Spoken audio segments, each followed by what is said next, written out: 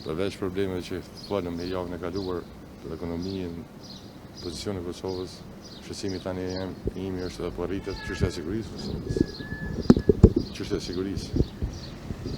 Kam përshtypjen që shumë lehtë po i marrim gjërat rreth nesh. Nëse Kosova vazhdon të mbetet kështu si është, ka morrit shkalla e pasigurisë në vend. Për Kosovë. Kështu që jam i shqetësuar shumë edhe për situatën e sigurisë në vend. Dhe shpresoj që edhe kolegët tjerë e kuptojnë edhe ndajnë informatat e mia që duhet të veprojmë shpejt sepse situata e sigurisë mund të komplikohet. Në çfarë kuptimi mund të komplikohet? Në kuptimin që po e shihni ajo, bota është rrezuar, ajo është rrezuar.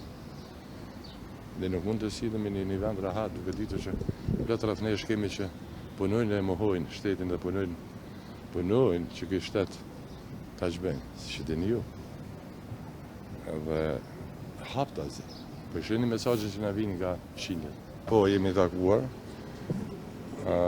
Kemi pasur takim shumë të mirë. Kemi biseduar gjitha temat, ka qenë kemi pas një bisedë shtërruese dhe mund me thotë që ka qenë një takim jashtëzakonisht i mirë. Çfarë e kupton me shtërruese, zoti Limaj? Gjitha temat ato që prekupojnë Kosovën, ato që kemi përgjithësi, kemi biseduar për zhvillimet në Kosovë, prej zhvillimet të politike, ekonomike, rajonale, angazhimet tona, si me thanë, obligimin që duhet me kry. Kështu që ka qenë një bisedë jashtëzakonisht e mirë, kemi lanë të bisedojmë. A kemi vënë për të bërë? Shqeni kjo e rëndësishme që në shumë drejtime kemi një kënd vështrim të zhvillimeve.